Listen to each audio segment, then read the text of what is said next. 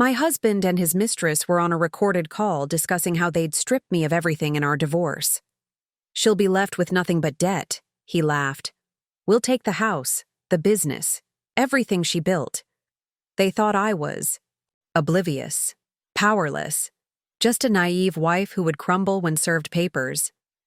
But they never anticipated what I had already set in motion, or how their own recorded words would be their downfall. Before we jump back in, tell us where you're tuning in from, and if this story touches you, make sure you're subscribed, because tomorrow I've saved something extra special for you. I once believed in the sanctity of marriage. Not the fairy tale version where everything is perfect, but the real kind, built on trust, mutual respect, and the promise that no matter what life threw at us, we'd face it together. When I married Lionel Thompson 8 years ago, I thought I had found that partnership. He was charismatic, ambitious, and had this natural ability to make everyone in a room feel special, especially me. Our wedding was intimate but beautiful. We exchanged vows at sunset on the beach where we'd had our first date, surrounded by only our closest friends and family.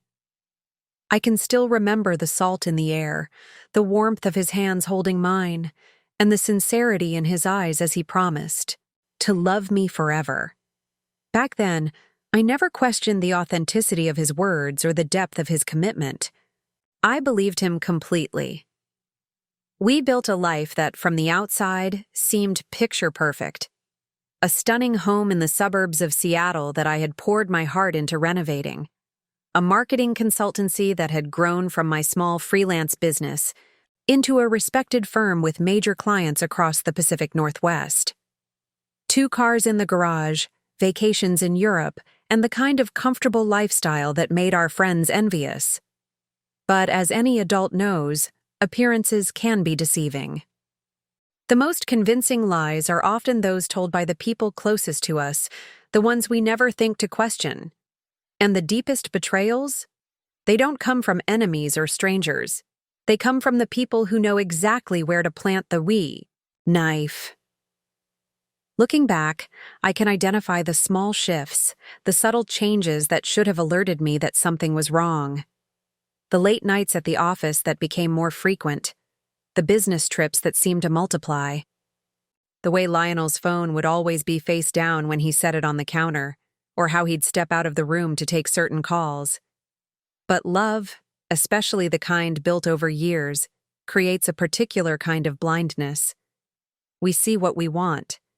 To see, we believe what we need to believe, and we explain away the inconsistencies because the alternative is too painful to consider. I was guilty of this selective vision. When Lionel's affection cooled, I told myself he was stressed about work. When he became distant and distracted during our conversations, I convinced myself it was because he had a lot on his mind. When the intimacy between us waned, I blamed myself for not being more attentive, more exciting, more everything. That's the insidious nature of gaslighting. It makes you question your own reality. It turns you into an unreliable narrator of your own life. And Lionel was a master at it. "You're overreacting," he'd say when I'd ask about the perfume I smelled on his collar. "You're imagining things," he'd insist when I mentioned how he'd deleted text messages before handing me his phone. "You've always been too sensitive," he'd sigh when I expressed concern that we were growing apart, and I believed him because I wanted to. Because the alternative, that the man I had built my life with was systematically lying to me, was unthinkable. But truth has a way of surfacing, no matter how deeply it's buried. And mine came on an ordinary Tuesday afternoon in April, the kind of dreary Seattle day where the rain seems to seep into your bones. I was in my home office, finalizing a pitch for a potential new client. This account could potentially double our agency's revenue, and I'd been working on the presentation for weeks. Lionel had left that morning for what he claimed was a 3-day business conference in Portland. Nothing unusual there. He traveled frequently for his role as development director for a commercial real estate firm. My desk phone rang. Not my cell, but the landline we kept for business purposes. I picked up, expecting it to be the potential client with last-minute questions.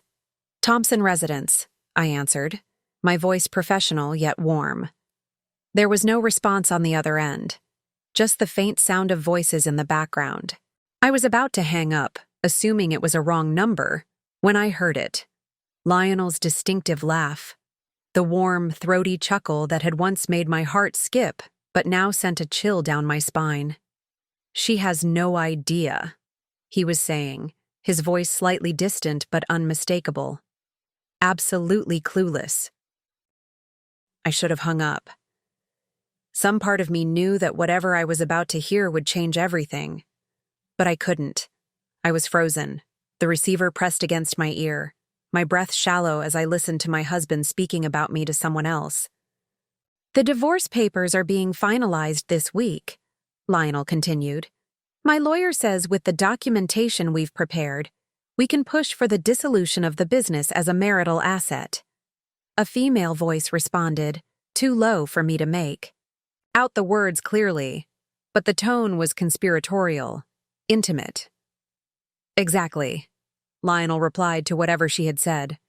"She put everything in both our names when we got married. Trusting to a fault, that's our Caroline. Our Caroline. My name in..." His mouth suddenly felt wrong, tainted. "The house, the business, the investment accounts. We'll take it all," he continued, confidence evident in every syllable. "She'll be left with nothing but debt. That's what happens when you're naive enough to believe in happily ever after." The woman laughed, and this time I could hear her more clearly. "And then we'll finally be together officially. No more sneaking around." "Just a few more weeks of playing the devoted husband," Lionel agreed. "Then freedom, and everything she built." I don't remember setting the phone down. I don't remember the tears that must have fallen, or the way my body must have collapsed into my office chair. All I remember is the ringing in my ears and the sudden, crystal-clear realization that my entire marriage had been a lie. Lionel wasn't at a business conference in Portland. He was somewhere with another woman, his mistress, planning how they would strip me of everything I had worked for, everything I had built. They were plotting the systematic destruction of my life while laughing about my trusting nature, my naivete. In that moment, something shifted inside me. The shock and pain didn't disappear. They were still there, razor-sharp and bleeding. But alongside them grew something new, a cold, clear determination. This would not be the end of my story. This would not be how Caroline Thompson was written, out of her own life. What Lionel and his mistress didn't realize was that they had made a critical error. The business line they were speaking on? It automatically recorded all calls, a feature I had installed years ago to ensure we never missed important client details. Their entire conversation, every damning word, every cruel laugh, every detail of their scheme, was now preserved in digital clarity. And as I sat there, my world collapsing around me, I already knew one thing with absolute certainty. This recording would be their undoing. I didn't immediately confront Lionel. That's what he would have expected. An emotional outburst, tears, accusations. The kind of reaction that would let him paint me as unstable, irrational, the hysterical soon-to-be ex-wife who couldn't accept reality. Instead, I did something that would prove far more destructive to his carefully laid plans. I began to think strategically. The recording wasn't just evidence of his infidelity. That alone wouldn't have protected what was mine. No, it was proof of something far more damaging. Conspiracy to commit fraud. Lionel and his mistress had explicitly discussed hiding assets, manipulating financial records, and deliberately deceiving both me and the court system. They had unknowingly confessed to planning actions that were not just morally reprehensible, but legally actionable. That night, I sat alone in our home office, the same space where hours earlier my world had shattered. The house was quiet. Too quiet, as I copied the recording to multiple secure locations. Preparing and narrating this story took us a lot of time, so if you are enjoying it, subscribe to our channel. It means a lot to us. Now back to the story. I made backups of backups, ensuring that this crucial piece of evidence couldn't be lost or destroyed. Then I began to research, methodically and thoroughly, preparing myself for the battle ahead. What Lionel failed to understand about me, what he had always underestimated, was my capacity for adaptation. He saw me as vulnerable because I had loved him completely, because I had trusted without reservation. But the same determination that had built our business from nothing, the same resilience that had carried me through losing both parents before I turned 30, now focused on a single purpose, ensuring that his betrayal would not define my future. As I listened to the recording again, something shifted inside me. The pain was still there, raw and throbbing, but alongside it grew something colder, more calculated. I heard Lionel's laughter as he discussed leaving me with nothing but debt, heard the contempt in his voice when he called me naive enough to believe in happily ever after. And instead of breaking me, it hardened me. "You think you know me?" I whispered to his voice on the recording. "You think because I loved you, I'm weak. That's your first mistake." By morning, I had outlined the framework of a plan. Not a hasty, emotional reaction, but a precise, methodical strategy that would unfold over weeks. Lionel believed he held all the cards, the business connections, the financial knowledge, the element of surprise. He thought he was playing chess while I was playing checkers, but he had never really seen me, not the real me. Not the woman who had negotiated her first six-figure contract at 29, who had outmaneuvered corporate competitors with 10 times my resources, who had built something from nothing through sheer force of will.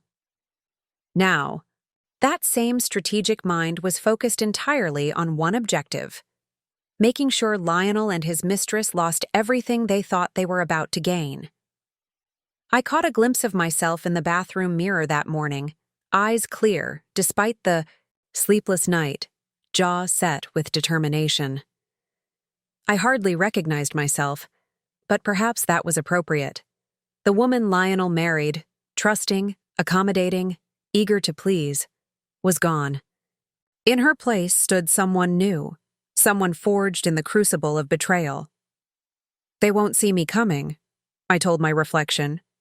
"And by the time they realize what's happening, it will be too late." I showered and dressed with particular care that morning, selecting a sleek black dress that projected confidence and control. I applied makeup to conceal the evidence of my sleepless night, swept my hair into a polished updo, and fastened the diamond earrings Lionel had given me for our 5th anniversary, a reminder of everything he was trying to take from me. As I prepared to leave for the office, I received a text from Lionel. "Conference running long. Won't be home until late tomorrow. Don't wait up." Another lie.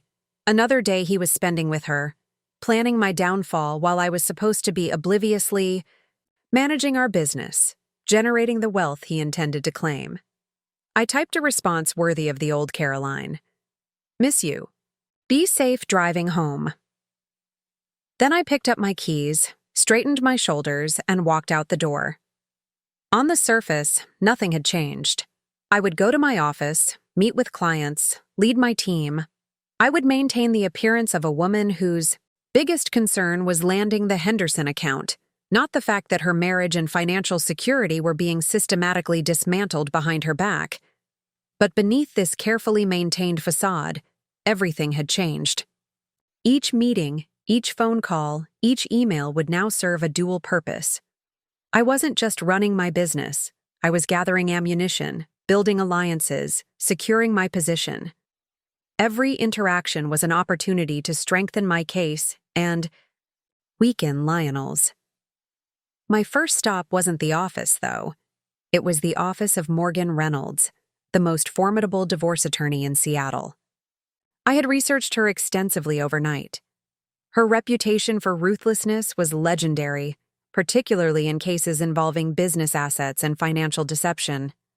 Her retainer fee was exorbitant, but she was worth every penny for one critical reason. Once she represented me, she couldn't represent Lionel. And I knew from his browsing history, yes, I had checked, that she was at the top of his list of potential attorneys.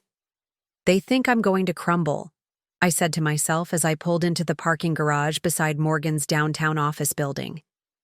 They have no idea what's coming. The satisfaction I felt wasn't happiness. Nothing about this situation would ever bring joy.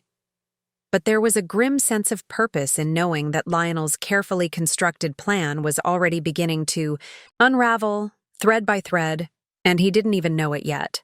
The man who thought he knew me completely, who had calculated my every reaction, was about to discover just how thoroughly he had underestimated me, and that would be just the beginning of his education. I wasn't always Caroline Thompson, successful business owner and betrayed wife. Before Lionel, before the marketing firm and the beautiful house, I was simply Caroline Miller, a girl from a middle-class neighborhood in Tacoma who had big dreams and the work ethic to match them. My father was a high school English teacher who believed that books could change lives, and my mother ran a small floral shop that barely broke even but filled our home with the scent of fresh flowers. They weren't wealthy, but they gave me something far more valuable than money. They taught me that integrity was non-negotiable, and that with enough determination, I could build whatever life I envisioned.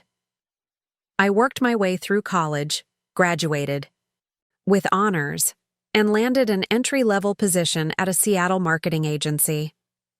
While my peers spent evenings at happy hours, I was taking additional courses, learning new software, building a portfolio of freelance work. By 25, I started my own small consultancy. By 27, I had 3 employees and a growing list of clients. It was at a networking event that I first met Lionel. He was 32 to my 28, already established in commercial real estate development, confident in a way that drew people to him naturally. When he focused his attention on me, it felt like being bathed in sunlight after a long winter. He was interested, genuinely interested, I thought, in my business, my ambitions, my perspective on everything from marketing trends to urban development. Our relationship progressed quickly. Within 6 months, we were inseparable. Within a year, he had proposed. I remember calling my mother the night he gave me the ring, my voice shaking with excitement as I described how he had recreated our first date, how he had gotten down on one knee as the sun set over Elliott Bay. He makes me feel like I can accomplish anything, I told her. Like together, we're unstoppable. My mother's response was measured, cautious in a way that slightly dampened my euphoria. Just make sure he loves you for who you are, Caroline, not for what you can do for him. At the time, I dismissed her concern as the natural wariness of a parent. Now, 7 years later, her words echoed in my mind with painful clarity. She had seen something in Lionel that I, blinded by love and ambition, had missed entirely. The early years of our marriage seemed to validate my choice. We were partners in the truest sense, or so I believed. Lionel supported my growing business, introduced me to potential clients from his network, celebrated every milestone as if it were his own accomplishment. When I suggested combining our financial lives completely, joint accounts, shared investments, mutual ownership of assets, he agreed without hesitation. "What's mine is yours," he said with that smile that still made my heart race. "We're building a life together," and build we did. Under our joint management, my consultancy expanded from local businesses to national brands. We purchased our dream home in Madison Park, a gorgeous craftsman with views of Lake Washington that needed significant renovation. I threw myself into the project, transforming it room by room into a showcase of both comfort and style. We hosted dinner parties where Lionel charmed our guests, while I ensured every detail was perfect. We appeared in the local business journal as Seattle's power couple to watch. Looking back, I can see how strategically Lionel positioned himself within my life and business. He never sought formal employment at my company, That would have been too obvious, too easily defined in divorce proceedings. Instead, he operated in the gray areas, consulting on major decisions, advising on financial matters, connecting me with his network. His contributions were real but deliberately ambiguous, impossible to quantify yet undeniably valuable. "I'm your biggest advocate," he would say, raising a glass to my success at company events. And I believed him because I wanted to believe him. Because the alternative, that he was carefully establishing a claim to everything I built, was unthinkable. What I didn't recognize then was how he subtly recategorized my achievements as our achievements, my business as our business, my success as our success. In public, he positioned himself as the strategic mind behind Caroline Miller Consulting. In private conversations with our friends and associates, he implied that his business acumen had been the catalyst for the company's growth. "Caroline has the creative vision," he would say, arm draped casually around my shoulders. "I help with the business side. We make a perfect team." And I would smile, grateful for his support, never correcting the implication that I couldn't have built the company without him. Why would I? He was my husband, my partner. His success was my success. My success was his success. That's what marriage meant to me. My parents watched this dynamic develop with increasing concern. During their last visit before my father's sudden heart attack, he pulled me aside while Lionel was entertaining my mother in the garden. "Caroline," he said, his voice low and serious, "I want you to remember something. You built your business before you met Lionel. You had the vision, the talent, the drive. Don't let anyone, not even your husband, convince you otherwise." Laughed it off, assuming he was being overprotective. "Lionel supports me, Dad. He's not trying to take credit for my work." My father's expression remained grave. "Just promise me you'll protect yourself. Keep records. Maintain your independence. Marriage is beautiful, but it shouldn't require you to diminish yourself." 3 months later, he was gone. My mother followed 18 months after that. Cancer that moved too quickly for treatment to be effective. Their deaths left me unmoored, vulnerable in ways I hadn't been before. And Lionel was there, steady and supportive, handling funeral arrangements, managing estate matters, being exactly the partner I needed during the darkest period of my life. Or so I thought. Now I wonder if he saw their deaths as removing the last people who truly knew me. Before him, the last witnesses to my independent success. With them gone, he could more easily rewrite our history, positioning himself as the architect of everything I had achieved. The Caroline who existed before meeting Lionel, driven, independent, unapologetically ambitious, began to fade. In her place emerged a woman who instinctively looked to her husband before making decisions, who downplayed her own business intuition in favor of his input, who gradually accepted his version of their shared story. It wasn't until I heard that recorded call that I remembered who I really was, and what I was capable of. My parents had raised me to stand on my own, to fight for what was mine, to recognize my own value. Somehow, I had forgotten those lessons along the way. But now, with Lionel's betrayal laid bare, I felt my true self reawakening. The daughter of John and Elizabeth Miller. The woman who had built something from nothing. The entrepreneur who had trusted too easily, but who now had her eyes wide open. And that woman? She wasn't going down without a fight. 3 days after discovering the recorded call, Lionel returned from his business conference in Portland. I greeted him at the door with a smile that didn't reach my eyes, though he was too preoccupied to notice. His cologne couldn't quite mask the unfamiliar perfume lingering on his skin, a detail I would have previously ignored or rationalized. "Away. How was Portland?" I asked, my voice steady as I took his suitcase. "Productive," he replied, loosening his tie as he moved past me into the house. "Exhausting, though." These development conferences drain me. I nodded, studying his profile as he checked his phone. The ease with which he lied was almost impressive. No hesitation, no telltale signs of deception. How many times had I believed? These performances? How many fabricated business trips and late meetings had I accepted without question? I made dinner, I said, following him into the kitchen where I'd prepared his favorite meal. Herb-crusted salmon with roasted vegetables and a bottle of the Pinot Noir we'd discovered on our trip to Willamette Valley 3 years earlier. He looked up, momentarily surprised by the effort. "What's the occasion? Do I need one?" I smiled, pouring him a glass of wine. "I thought we could talk about that new client I'm pitching next week, the Henderson account." The Henderson account was significant, a regional retail chain looking to rebrand completely. Landing it would increase our annual revenue by nearly 30%. Lionel knew this. We'd discussed the potential pitch multiple times before. "Sure," he said, taking a sip of wine. "Though I'm beat. Might not be the best sounding board tonight." We ate dinner with the practiced rhythm of a long-married couple. I asked about the conference, listening attentively as he fabricated details about panels and networking events. He inquired about the business in his absence, his interest perfunctory at best. To an observer, we might have appeared comfortable, content, a successful couple sharing the mundanities of their day.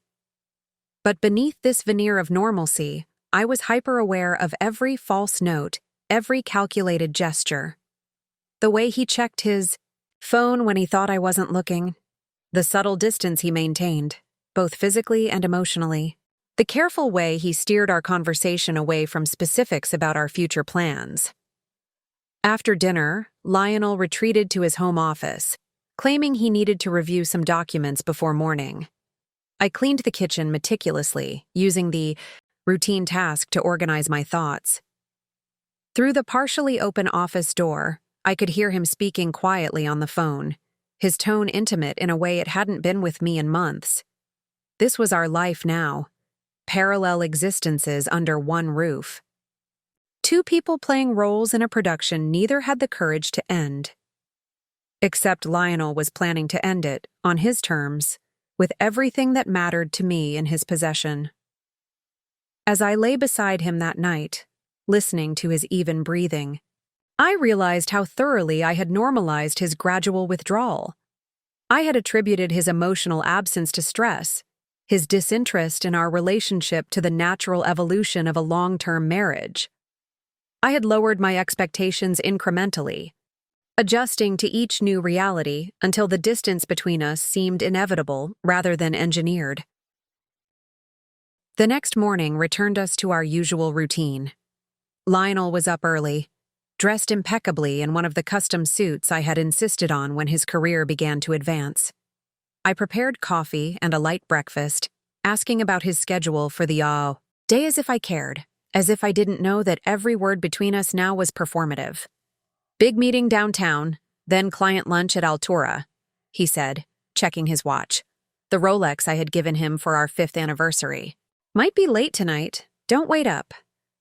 "The Henderson pitch is tomorrow," I reminded him. "I was hoping you could look over the final presentation this evening." He hesitated, clearly searching for a plausible excuse. "Email it to me. I'll review it between meetings and send you my thoughts." "I'd really appreciate your input on the financial projections in particular," I pressed, watching his reaction carefully. "You've always had a better head for those numbers than me." It was a deliberate understatement of my abilities, something I'd done often during our marriage to bolster his ego, to maintain the fiction that he was the business mind behind our success. Now, I used this established pattern to further my own agenda. "Fine," he conceded. "I'll try to be home by 8. I kissed his cheek as he left, a gesture that once held affection, but now felt like part of an elaborate charade. As soon as his car pulled out of the driveway, I moved to his office. I had 40 minutes before my first video call of the day, enough time for what I needed to do. Lionel's workspace was meticulously organized, another quality I had once admired. Now I recognized it as the behavior of someone with secrets to keep. His desk drawers were locked, but I knew where he kept the key, taped beneath the right corner of his desk blotter, a hiding place he thought was clever, but that I had discovered years ago during a search for a stapler. Inside the bottom drawer, hidden beneath a stack of file folders, I found what I was looking for: a slim leather portfolio containing documents related to our finances. Bank statements, investment reports, property assessments, all marked with sticky notes in Lionel's precise handwriting. Annotations that revealed his intentions more clearly than any recorded conversation could. Potential leverage. Established in premarital period. Transfer completed, 3:15. Remove C's name before filing. I photographed each page methodically, careful to return everything exactly as I had found it. These documents alone confirmed what the recorded call had suggested. Lionel wasn't just planning to divorce me. He was actively working to disentangle our finances in ways that would leave me at a significant disadvantage. More concerning were the notations about our business. As my spouse during its period of significant growth, Lionel had a legitimate claim to a portion of its value. But these notes detailed a strategy to claim he had been the primary architect of its success, that my role had been merely operational while his business acumen had driven its growth. It was breathtaking in its audacity, and it might have worked if I hadn't been warned. Many of our clients knew us as a team. Lionel had been present at pitches, had participated in strategy sessions, had built relationships with key accounts. He had positioned himself perfectly to support a narrative that diminished my contributions. Replaced the portfolio, locked the drawer, and returned the key to its hiding place. Then I went upstairs to my home office, opened my laptop, and began a draft email to Lionel with the Henderson pitch attached. On the surface, everything remained normal. I conducted my video calls, reviewed creative briefs, provided feedback to my team. I maintained the appearance of a woman focused on her business, unaware of the seismic shifts occurring beneath her feet. But with each passing hour, my resolve strengthened and my plan crystallized. Lionel thought he knew me, my weaknesses, my blind spots, my trusting nature. He was counting on the Caroline who avoided conflict, who sought compromise, who valued harmony above all. He had no idea that woman no longer existed. In her place stood someone entirely new, forged in the crucible of his betrayal. The first hint that something wasn't right came on an ordinary Wednesday, about 3 years into our marriage. I was at home, working late on a presentation for a new client, when Lionel's phone buzzed on the coffee table. He was in the shower. We had plans to meet friends for dinner in an hour, and normally I wouldn't have glanced at his notifications. But the name that flashed across the screen caught my attention: Jennifer. I didn't know a Jennifer in Lionel's professional circle. He had never mentioned a colleague, client, or contact by that name. The notification disappeared before I could read the full message, but the preview was enough to create a small knot of unease in my stomach. Missing you already. Last night was... I set the phone down, trying to rationalize what I'd seen. Perhaps it was a professional contact he hadn't mentioned. Perhaps it was an automated message from a service or app. Perhaps it was nothing at all. When Lionel emerged from the shower, I didn't mention it. I wasn't the type to question him about text messages or monitor his communications. Trust was the foundation of our relationship. At least, that's what I believed. But once that first seed of doubt was planted, I couldn't help but notice other small inconsistencies. The late meetings that had never appeared on his shared calendar. The business trips that seemed to multiply, often planned with minimal notice. The way he would step onto the patio to take certain calls, his voice too low for me to hear. "Who was that?" I asked one evening after he returned from a 15-minute call on the deck. "Just Robert from the Westlake project," he replied smoothly. "Some issues with the permit process." I nodded, accepting his explanation because questioning it would have meant questioning everything. But later that night, when I mentioned possibly joining him for dinner during his upcoming Portland trip, I had a client in the area I could meet. His reaction was subtly off. "That's not necessary," he said too quickly. "It's going to be all meetings and work dinners. You'd be bored." "I don't mind," I persisted. "I can work from the hotel during your meetings. It would be nice to have the evenings together." A flash of something, annoyance, concern, crossed his face before his expression settled back into neutral. "The schedule is really packed, Caroline. Let's plan a proper getaway another time when we can actually enjoy it." I let it go, telling myself I was being clingy, that Lionel needed his space to work effectively. But that night, I found myself staring at the ceiling, cataloging all the small ways he had become distant over the past few months. The casual physical affection that had once been constant between us had dwindled. Our conversations had become more superficial, focused on schedules and logistics rather than ideas and dreams.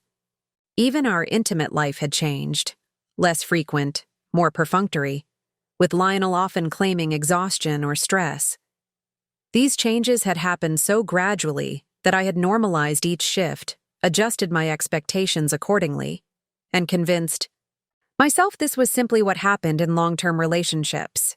The passion cooled, the excitement faded, the connection became more practical than emotional. Wasn't that what everyone said about marriage?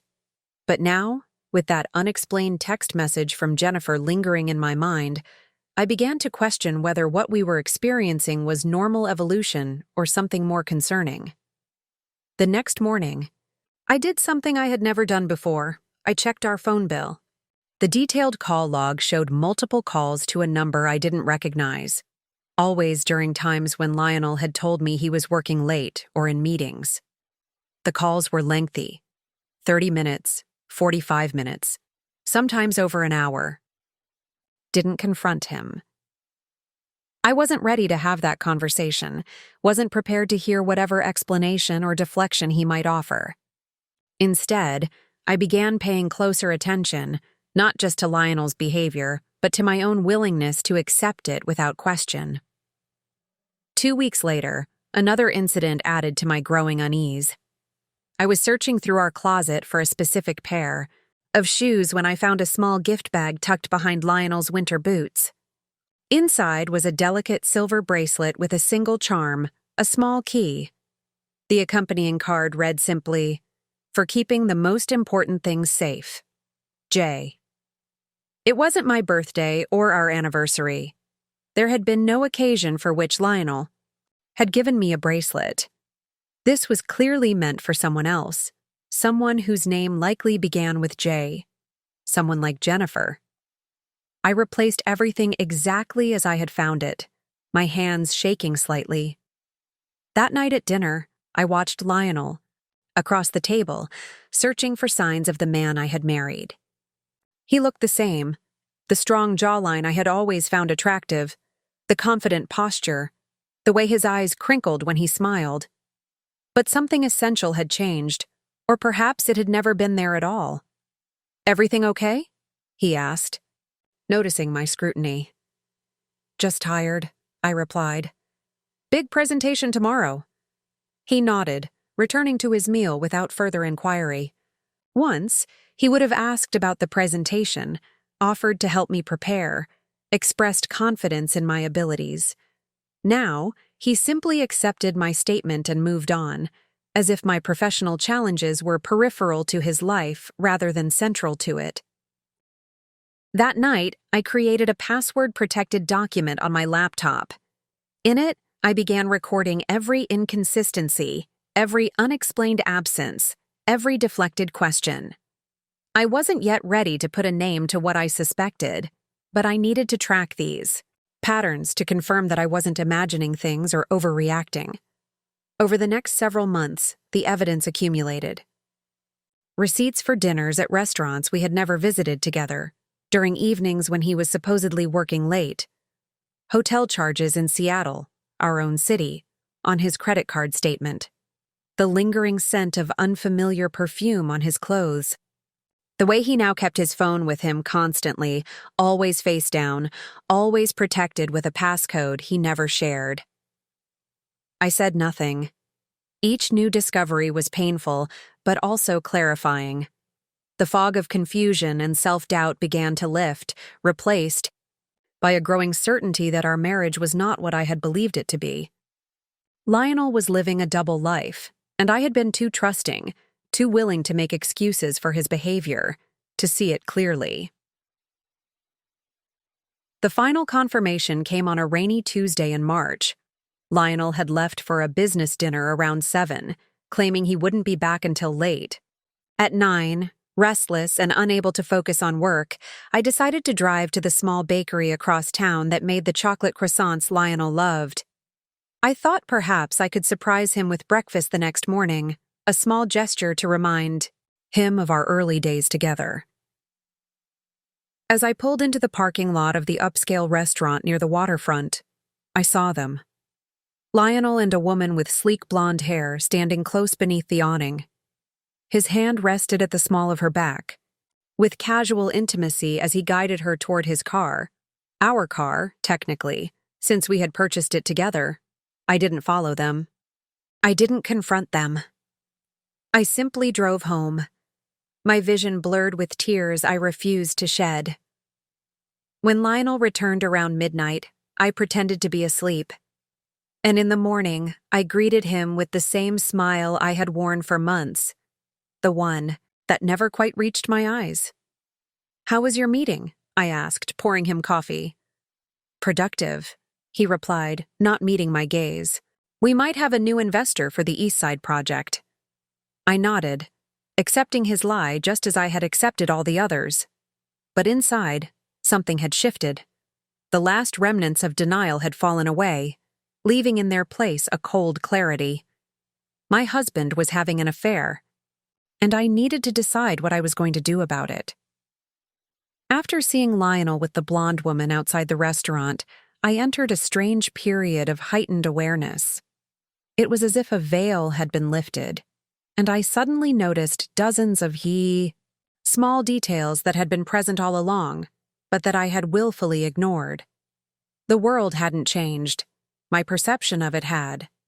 I began cataloging these observations methodically, adding them to my password-protected document with dates, times, and specific details, not just for my own sanity, but because some part of me already knew this information might be needed later, when everything fell apart. There was the way Lionel's business trips always seemed to coincide with key events in my professional life. He had been in Portland during my keynote speech at the Northwest Marketing Summit. He had meetings in Vancouver the weekend I was nominated for a Business Leadership Award. He had been stuck in San Francisco due to weather delays during the 10-year memorial service for my father. These absences, which I had once attributed to unfortunate timing, now revealed a pattern. Lionel systematically removed himself from situations where I might be celebrated or where he would be expected to play a supportive role. It wasn't just that he wanted time with his mistress, he wanted to avoid witnessing my individual success.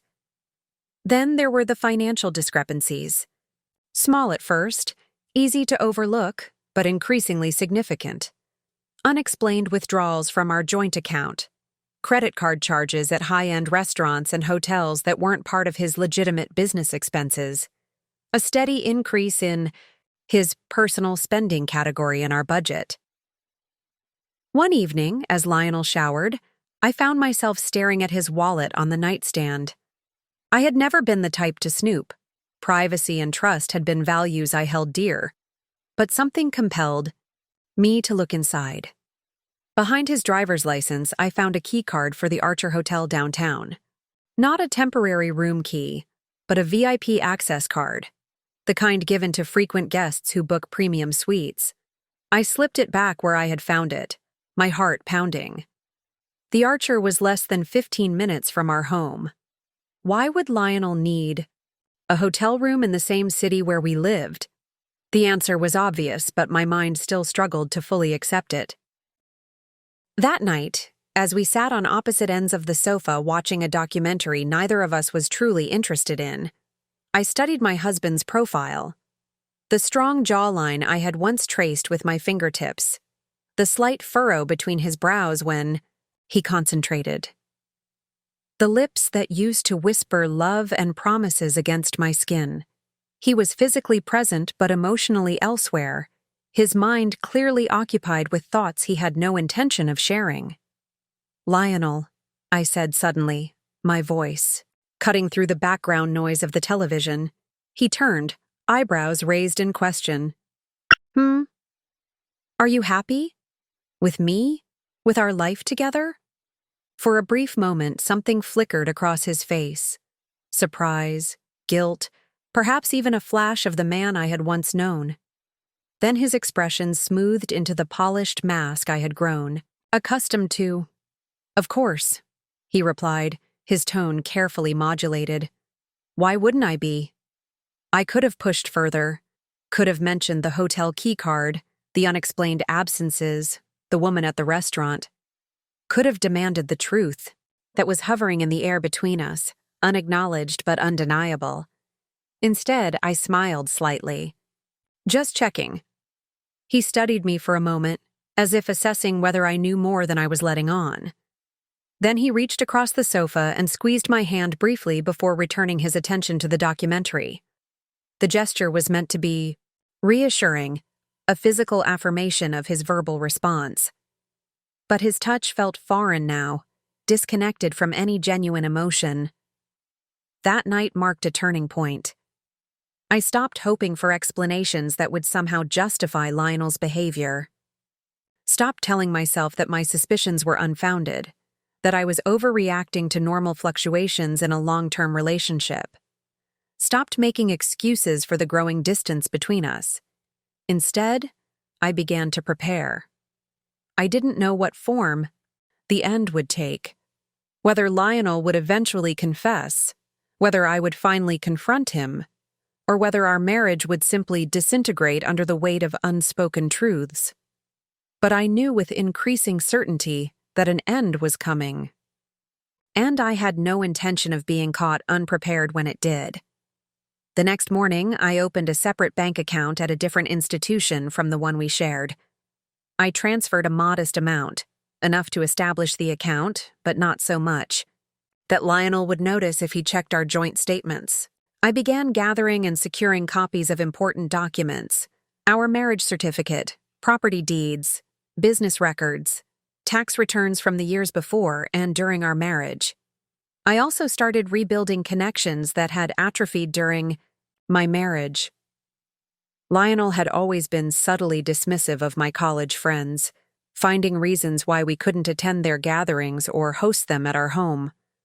Over time, I had allowed these friendships to fade, focusing instead on the professional network we shared. Now, I reached out to old friends, arranged coffee dates and lunch meetings, re-established bonds that existed independently of Lionel.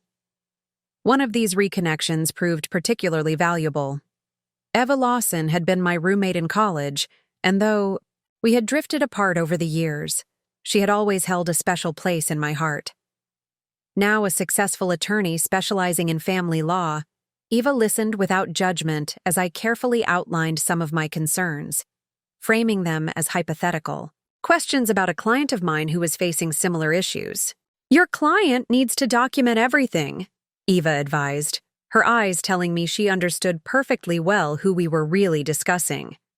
Dates, times, specific incidents, evidence of any financial irregularities or attempts to hide assets. Washington is an equitable distribution state. Marital property should be divided fairly, though not necessarily equally. I nodded, making mental notes. And if there's a business involved? One that existed before the marriage but grew substantially during it? Eva's expression grew more serious. That gets complicated. The increase in value during the marriage is generally considered community property, but establishing the baseline, value and tracking the growth requires careful documentation. Your client should consult with both a forensic accountant and a divorce attorney who specializes in business valuation issues. As I left our lunch meeting, I felt a strange mix of emotions. Sadness that my marriage had deteriorated to the point where I was seeking divorce advice. Anger at Lionel's betrayal and apparent plans to claim what was rightfully mine. Fear about the uncertain future ahead. But beneath these swirling feelings was something unexpected, a growing sense of clarity and purpose. The fog of confusion and self-doubt was lifting. In its place emerged a clear-eyed understanding of my situation and what I needed to do to protect myself. Lionel had underestimated me. He assumed that because I had loved him, trusted him, built a life with him, I would be easy to deceive and manipulate. That was his mistake, and it would prove to be a costly one. Everything changed on the 15th of April. Ironically, tax day. A date when Americans traditionally confront financial realities they've been avoiding all year. It seemed fitting that on this day, I would discover the full extent of Lionel's deception. I had been gathering evidence methodically for weeks, building a clearer picture of his affair and financial maneuvers. But it was still largely circumstantial. Suspicious hotel charges, unexplained absences, the woman I'd glimpsed outside the restaurant. Nothing concrete enough to confront him with. Nothing that couldn't be explained away by someone as smooth and practiced at deception as my husband. That morning started like any other. Lionel left early for what he claimed was a breakfast meeting with investors, kissing my cheek absently as he grabbed his keys. I had a video conference scheduled with a client in Boston, followed by internal team meetings that would occupy most of my day. Ordinary Tuesday activities that offered no hint of the seismic shift about to occur. My first indication that something was wrong came around 10:30, when our home phone rang. We rarely received calls on that line. It was primarily for business purposes, with most of our personal communications happening via cell phones. I was in my home office reviewing design mock-ups and answered without checking the caller ID. Thompson residence, I said, my attention still half on the document open on my screen. Is this Mrs. Thompson? A man's voice asked. Yes, speaking. This is Doug from Northwest Telecom Systems. We've detected an issue with your business line that's causing calls to be rerouted incorrectly. Are you currently experiencing any problems with your service? I frowned, setting aside the mock-ups. No, everything seems to be working fine. Doug said, sounding genuinely perplexed. Our system is showing that when calls come in to your business line, they're being inadvertently recorded and stored on our servers. Has your company requested call recording services? My breath caught slightly. No, we haven't. That's what I thought. This appears to be a technical error on our end. I apologize for the inconvenience. We'll need to reset your account settings, which will temporarily disable your voicemail system. Would that be acceptable? Actually, I said, an idea forming. Rapidly. Before you fix anything, could you tell me if there are recordings currently stored in the system? I'd hate to lose any important business calls. Doug hesitated. Yes, there are approximately 30 recordings from the past 2 weeks. I can have those transferred to your secure account portal if you'd like to review them before we correct the issue.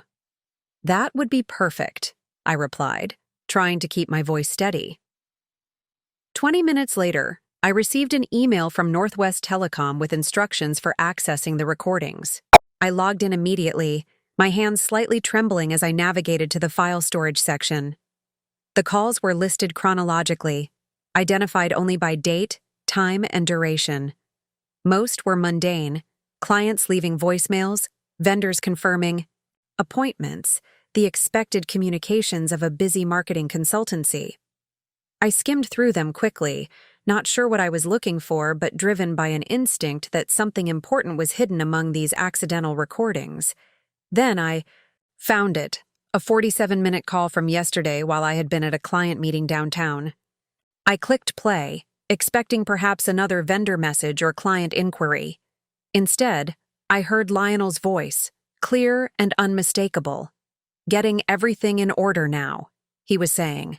The papers should be ready to file by the end of the month. Woman's voice responded, the audio quality crystal clear. And she still has no idea? None. Caroline's completely focused on landing that Henderson account. She doesn't even notice what's happening with our finances.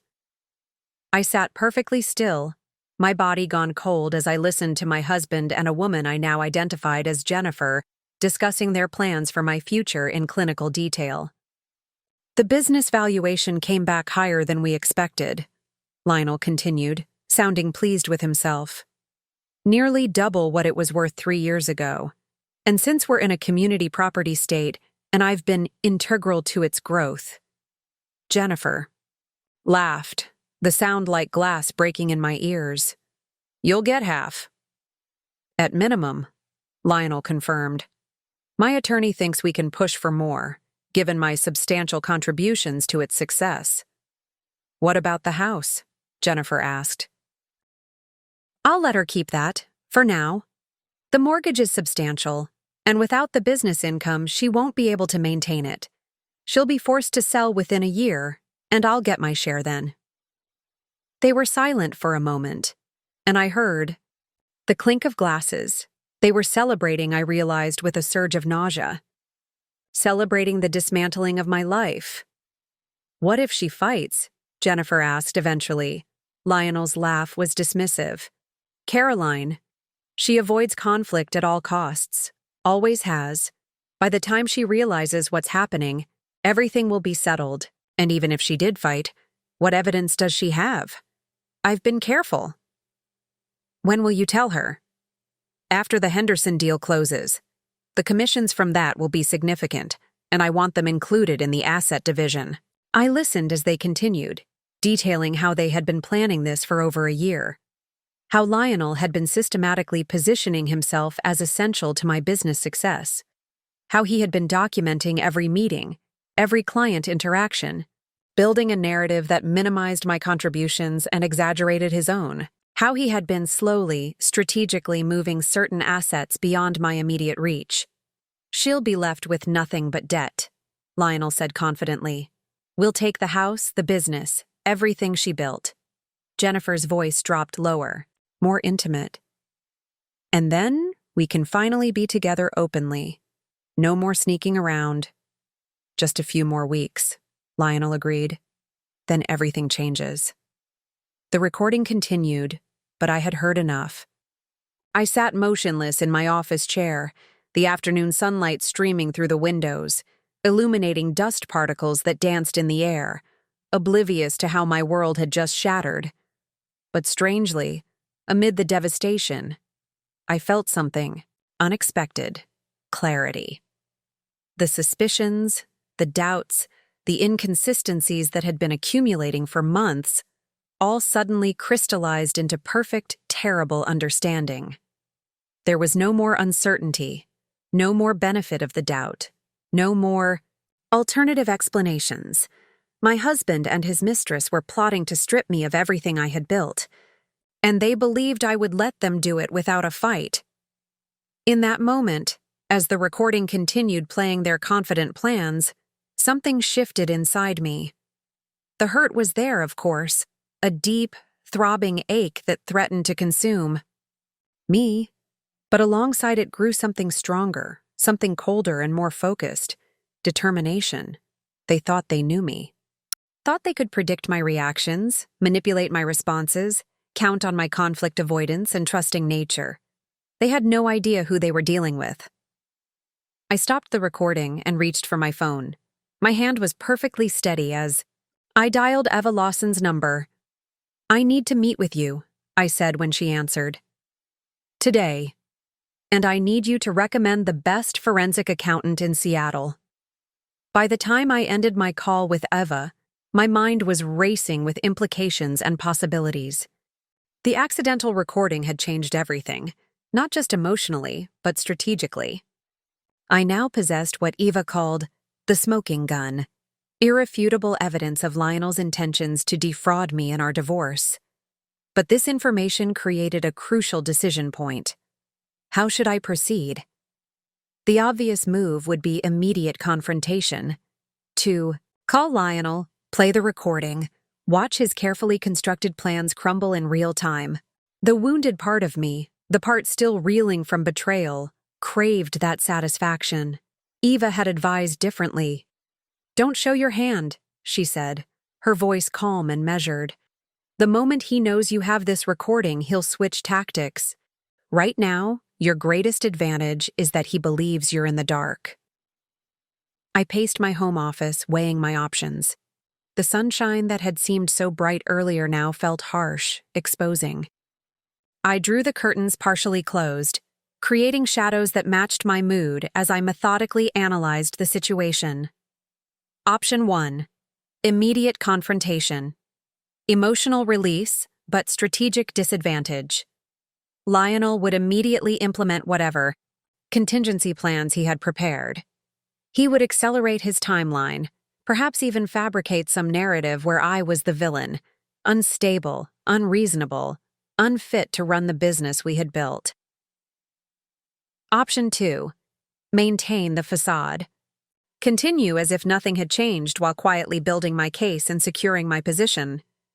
Play the long game, just as he had been doing. This approach required patience and emotional control, two qualities I wasn't sure I possessed in my current state. I stopped pacing and stared at the photograph on my desk. It showed Lionel and me on our honeymoon in Greece, his arm around my waist, both of us smiling into the camera with the Aegean Sea glittering behind us. We looked happy, genuine. Had it all been a performance even then? Or had there been a time when his feelings for me were real? It didn't matter now. The man in that photograph no longer existed. Perhaps he never had. The real Lionel was the one on the recording, coldly planning to strip me of everything I had worked for, laughing at the idea of leaving me with nothing but debt. I picked up the frame and opened the back, removing the photograph and setting it aside. In its place, I slipped a small note to myself. "He underestimates you. That is his weakness." I reassembled the frame and set it back on my desk, the image of our smiling faces now a reminder not of love lost, but of the strategic imperative before me.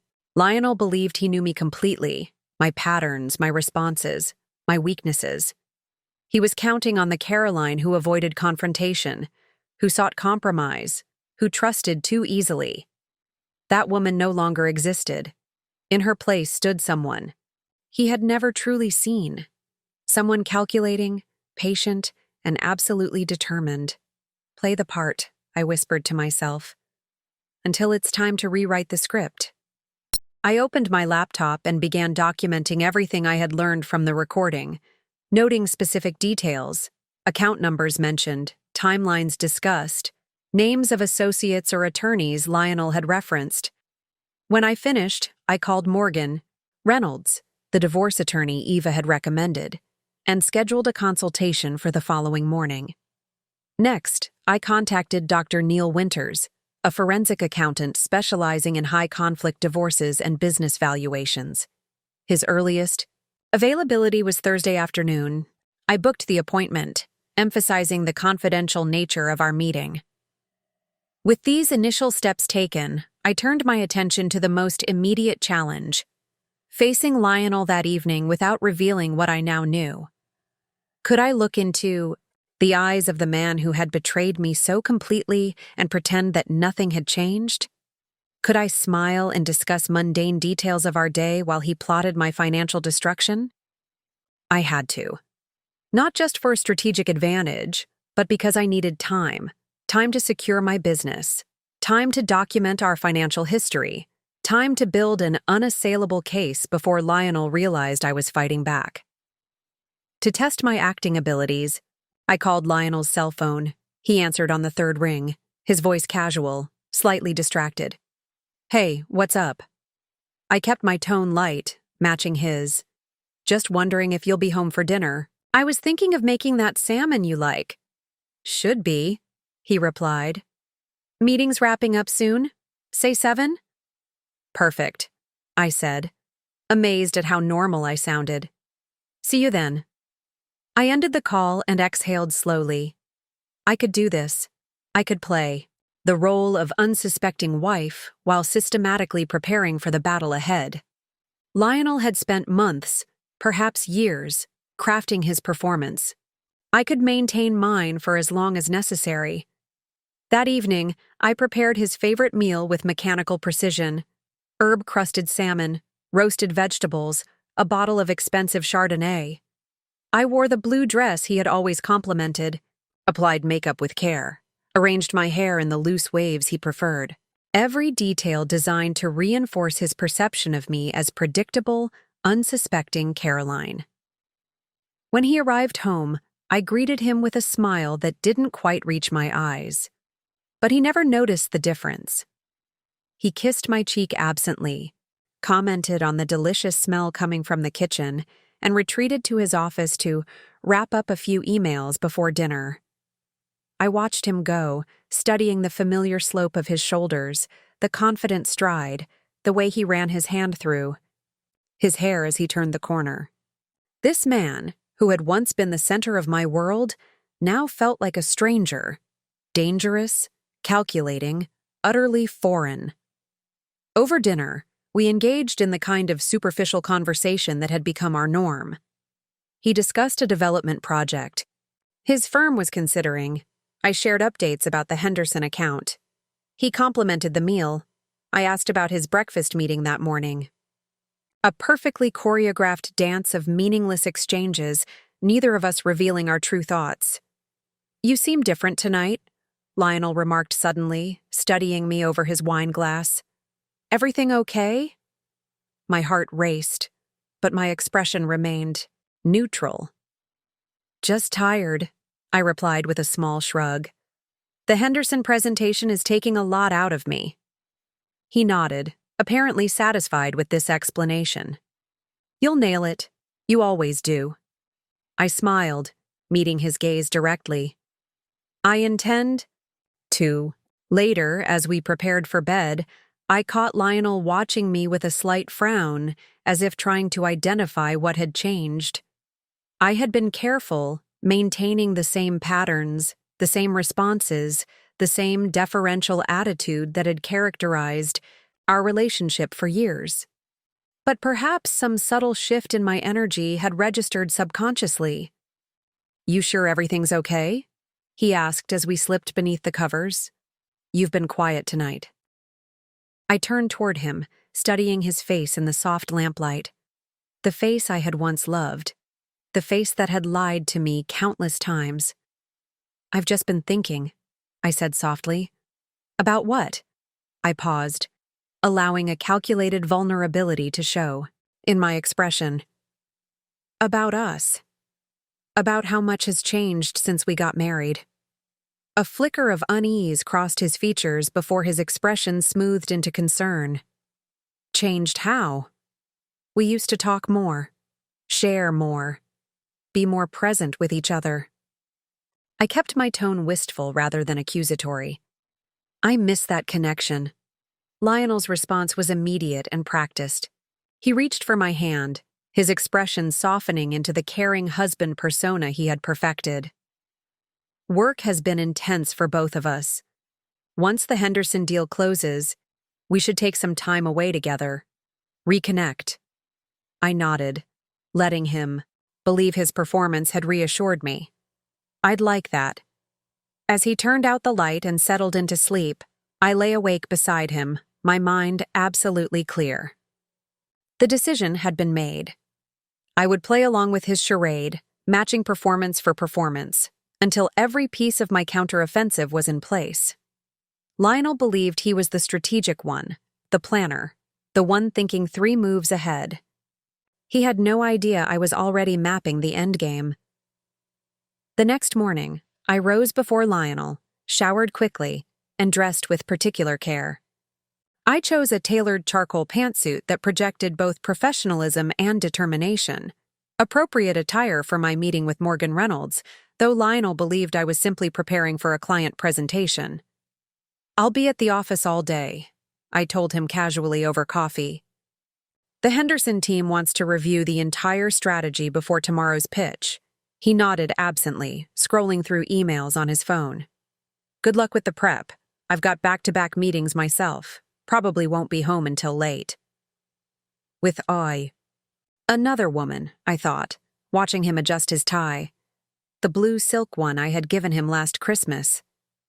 How many times had he dressed carefully for her, using gifts from me to make himself more attractive to his mistress? The thought should have hurt, but instead, it merely reinforced my resolve. Don't wait up, he added, brushing a perfunctory kiss against my cheek before heading for the door. As soon as his car pulled out of the driveway, I gathered the materials I had prepared the previous evening. Financial statements, business records, the flash drive containing the recorded call, and detailed notes about patterns I had observed in Lionel's behavior and our finances. Then I drove downtown to Morgan Reynolds's office in the Columbia Center. Morgan was not what I had expected. Based on her reputation as Seattle's most formidable divorce attorney, I had imagined someone older, perhaps severe in appearance. Instead, I found myself facing a woman roughly my own age, with sharp eyes and a no-nonsense demeanor that immediately put me at ease. This was not someone who would waste time on meaningless reassurances or emotional hand-holding. "Tell me everything," she said after the preliminaries were complete. "Start with the recording." I played it for her, watching her expression shift from professional interest to focused intensity as she listened to Lionel and Jennifer planning my financial destruction. When it ended, she leaned back in her chair, her gaze thoughtful. "This is gold," she said simply. "Absolute gold. But we need more." For the next 2 hours, we dissected my marriage and finances with clinical precision. Morgan asked probing questions about when certain assets were acquired, how our business had grown, what roles Lionel had actually played versus what he claimed to have contributed. She took detailed notes, occasionally stopping to request clarification or additional documentation. "Here's what we're going to do," she said finally, setting down her pen. "First, we're going to secure your business assets. Based on what you've told me, Lionel has been systematically positioning himself to claim he was instrumental to your company's growth and therefore entitled to a significant portion of its value." I nodded.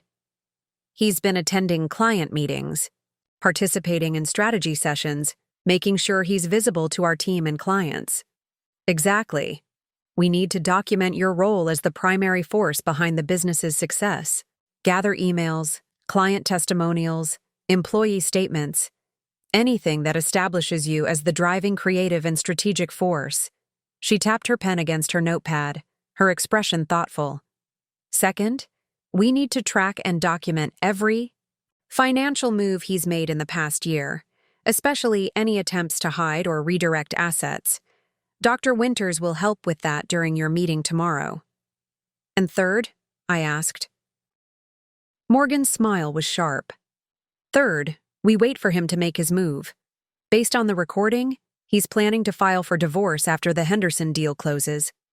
That gives us time to prepare a comprehensive counteroffensive." So, I continue pretending. "Nothing is wrong?" "Exactly. The longer he believes you're in the dark, the more advantage we have. Think of it as gathering intelligence behind enemy lines." The military metaphor was apt. This wasn't just a dissolving marriage.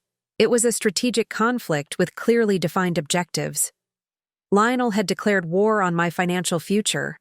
I was simply preparing to defend myself and perhaps launch a few offensive maneuvers of my own. As I left Morgan's office, I felt a strange sense of calm. The path forward was clear, the objectives defined.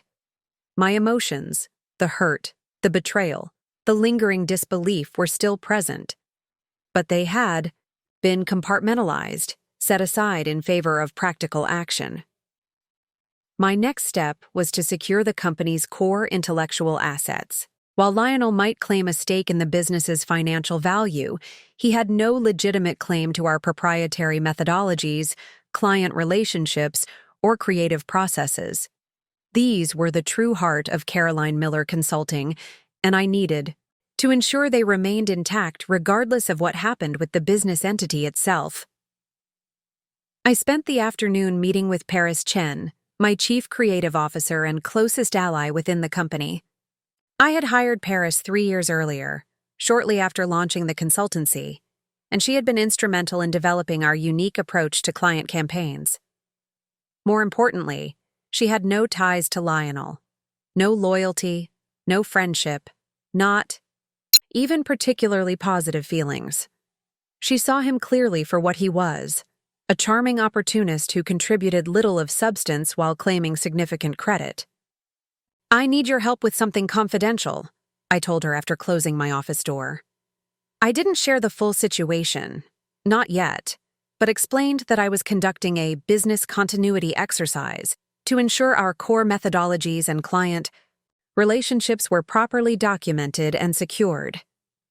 Paris didn't question my explanation, though her raised eyebrow suggested she sensed there was more to the story.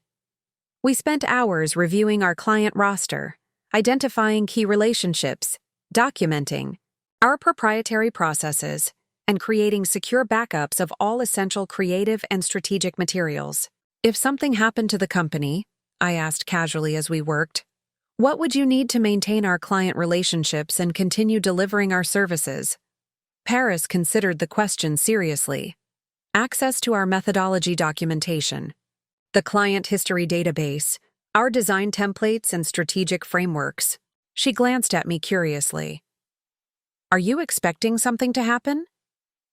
"Just being thorough," I replied smoothly.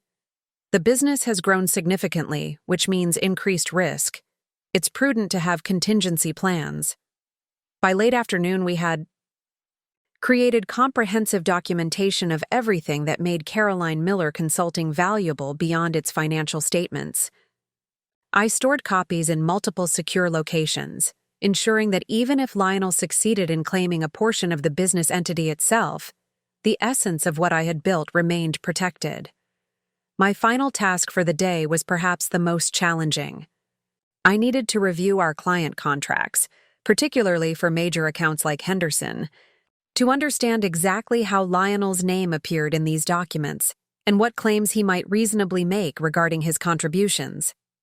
Most contracts listed the company as the service provider, with me identified as the principal consultant.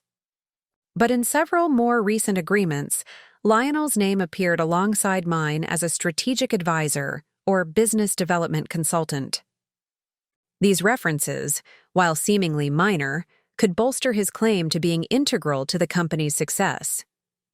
I made detailed notes of each instance, documenting the actual work Lionel had performed versus what he claimed to have contributed. And most cases, his involvement had been peripheral at best, attending occasional meetings, making introductory connections, offering cursory feedback on presentations I had developed. Nothing that justified the sweeping claims I had heard him make on the recorded call. As I drove home that evening, physically exhausted but mentally energized, I reflected on how quickly my focus had shifted from emotional response to strategic action. The pain of Lionel's betrayal was still there, a dull ache beneath everything else, but it no longer dominated my thoughts. Instead, I was consumed with practical considerations, documenting assets, securing evidence, building a case that would protect what was rightfully mine. Lionel had made a critical error in his calculations. He assumed that my trusting nature, my tendency toward compromise, my avoidance of conflict were weaknesses to be exploited. He failed to recognize that these same qualities, when channeled toward a clear objective, became formidable strengths. Patience, thoroughness, and the ability to play the long game. He thought he knew me completely. He was about to discover how wrong he was. My meeting with Dr. Neil Winters, the forensic accountant, was even more illuminating than I had anticipated. Within an hour of reviewing our financial records, he had identified a pattern that had completely escaped my notice. "See these transfers?" he asked, pointing to a series of transactions on our joint account statements. 5,000 here, 8,000 there, another 6,000, all moving to this same account number at intervals just under the reporting threshold. I leaned closer, studying the statements. I assumed those were related to his real estate developments. He often needs to transfer funds for project costs. Neil shook his head, his expression grave. These aren't going to any business account I can identify. And the pattern is telling. Consistently under $10,000 to avoid triggering bank reporting requirements, but cumulatively substantial. Over the past 18 months, he's moved approximately $175,000 out of your joint accounts this way. The figure hit me with physical force. $175,000, diverted systematically, deliberately, with clear intent to conceal. This wasn't just preparation for divorce. This was premeditated financial betrayal on a scale I hadn't imagined. Can we trace where the money went? I asked, my voice steady despite the anger building inside me. Already working on it, Neil replied. But that's not all. Take a look at these. He slid another set of documents across the table. Loan applications in Lionel's name alone, using our joint assets as collateral. He's been taking out equity loans against the house, Neil explained. 3 of them in the past year, totaling about $320,000. None of this appears to have gone into your joint accounts or known business ventures. Nearly $500,000, siphoned away without my knowledge. The methodical nature of it was almost impressive. A slow, careful extraction of wealth designed to go unnoticed until it was too late. There's more, Neil continued, his tone matter of fact.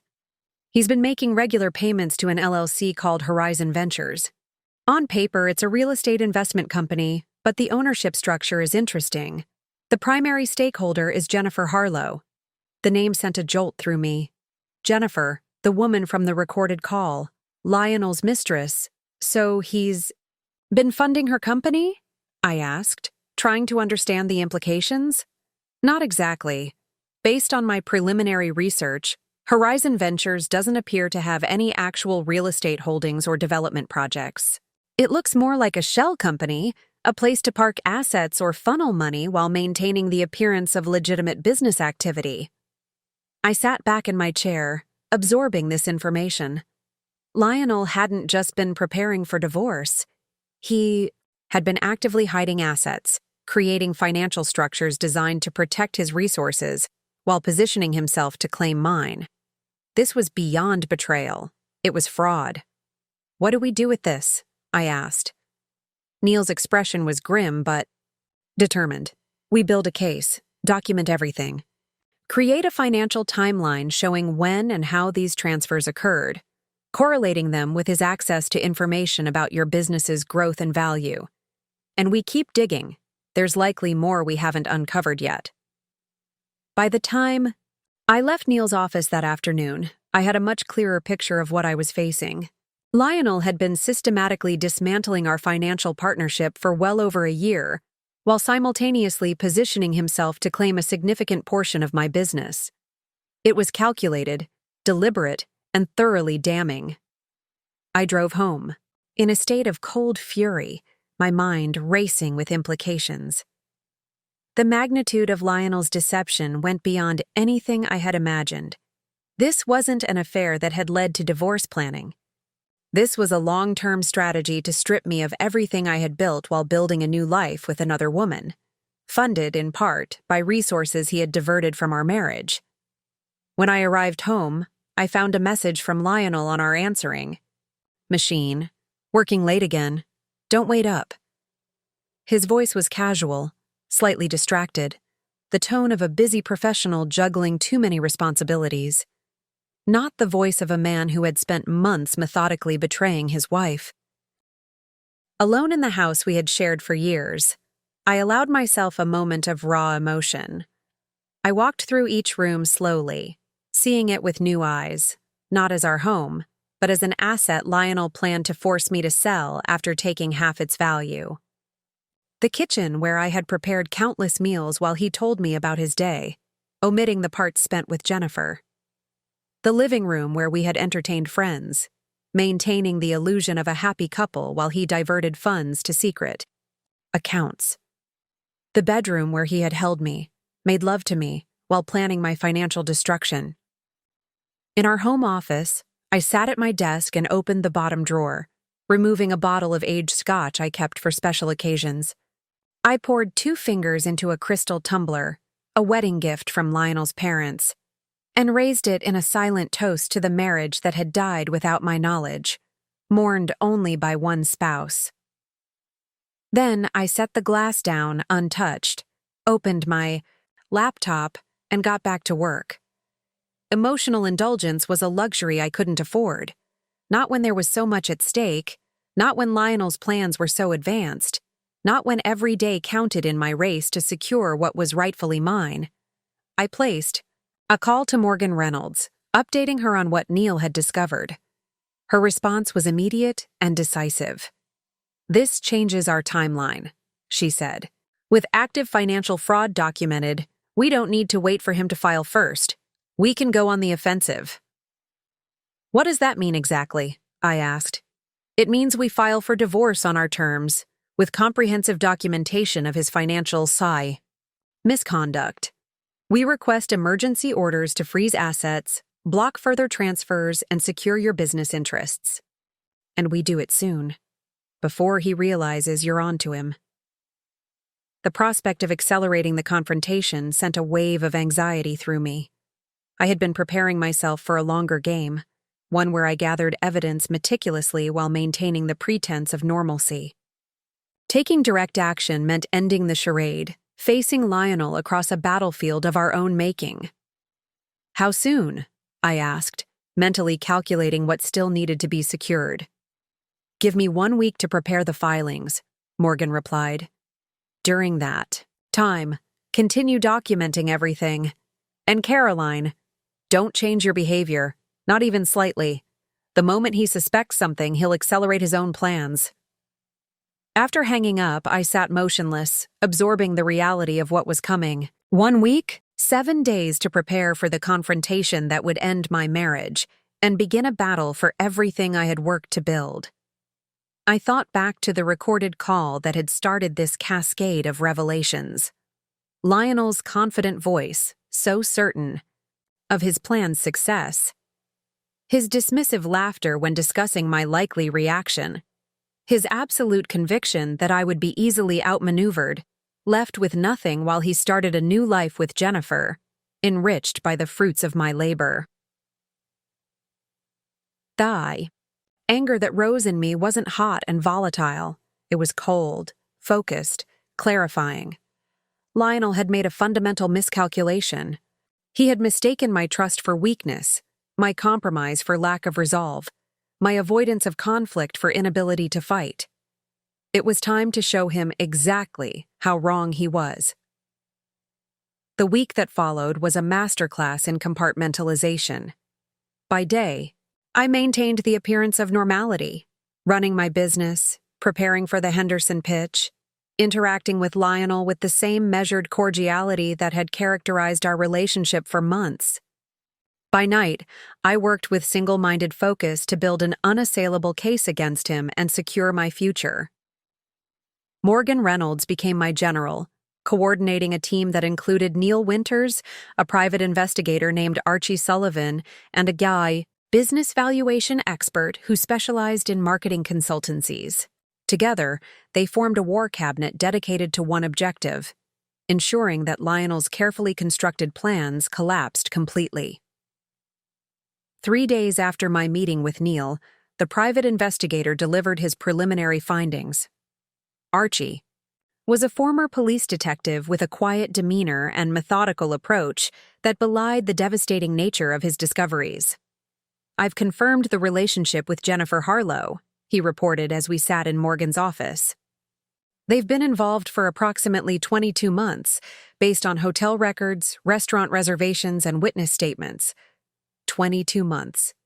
Nearly 2 years of deception, running parallel to my life with Lionel like an alternate reality I hadn't known existed. Their pattern is consistent," Archie continued.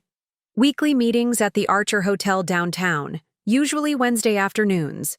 Weekend trips coinciding with Lionel's business travel. Regular dinners at restaurants outside. Your usual social circles."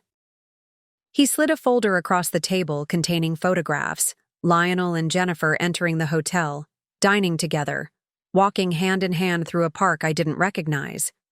I forced myself to look at each image dispassionately, as if they depicted strangers rather than my husband and his mistress. "What about the financial angle?" Morgan asked, steering the conversation away from the affair itself to the more legally relevant issues.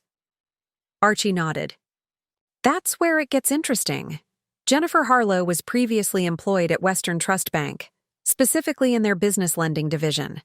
She would have had extensive knowledge of how to structure transactions to avoid detection and how to create legitimate-appearing business entities." "The perfect partner in financial fraud," Neil commented. "Exactly," Archie agreed. "Horizon Ventures, the LLC Neil identified, appears to be just the tip of the iceberg. I've found connections to 2 other entities, Lakeside Properties and NW Development Group. Both list Jennifer as the principal, but Lionel appears to be funding them through a series of increasingly complex transactions."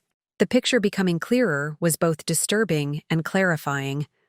Lionel and Jennifer hadn't just been having an affair.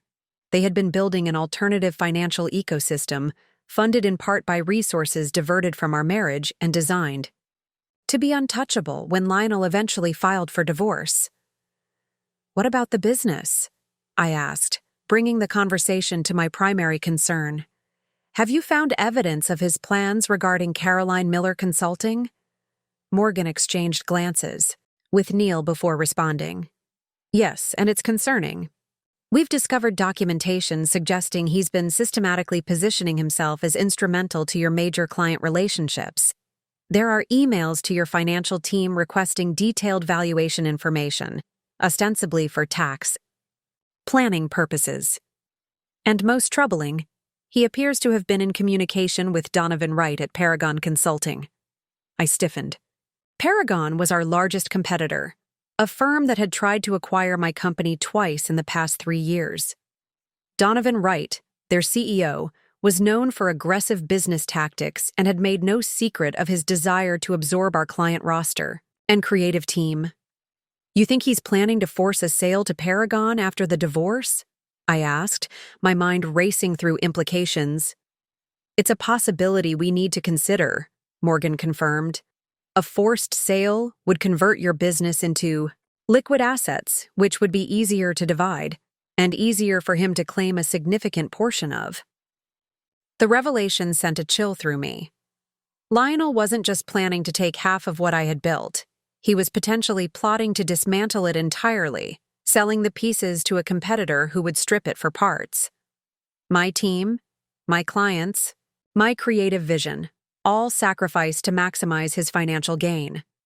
"That's not going to happen," I said, my voice steady despite the fury building inside me. "What do we do next?"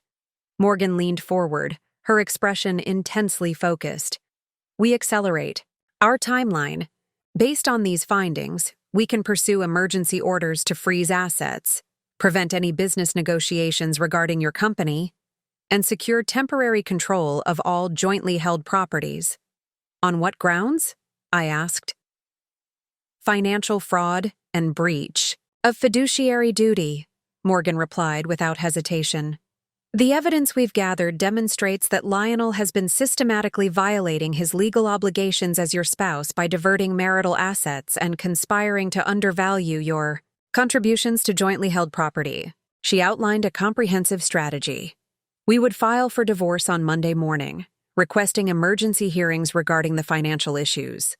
Simultaneously, we would secure the business through a series of legal maneuvers designed to prevent any transactions or negotiations without court approval.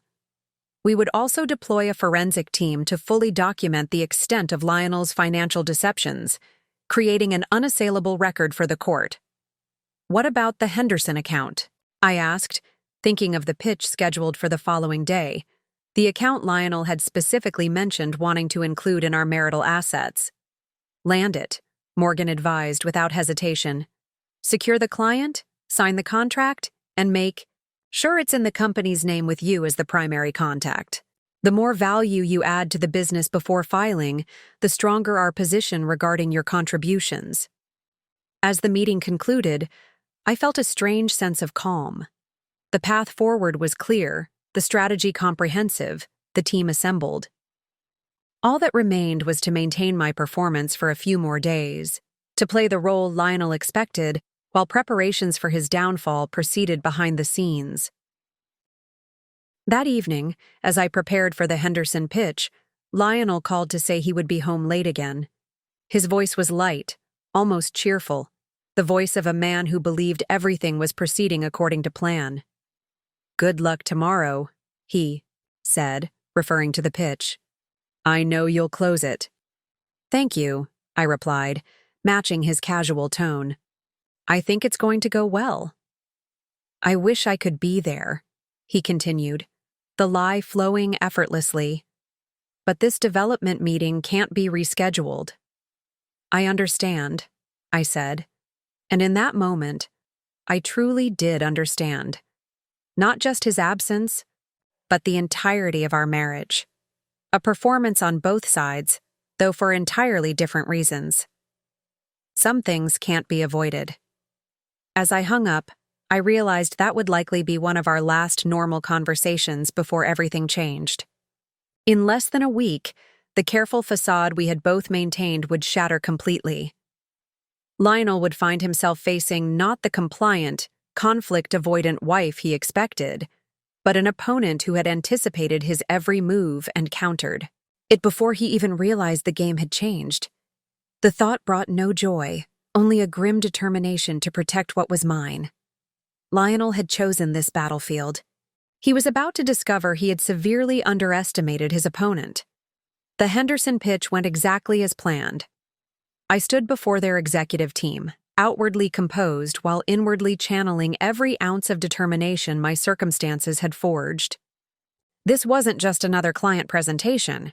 It was the first concrete step in reclaiming my life and business from Lionel's machinations. "What sets Caroline Miller Consulting apart," I explained, displaying our proposed campaign strategy, "is our integrated approach to brand storytelling. We don't just create marketing materials, we develop narrative ecosystems that evolve with your customers' needs."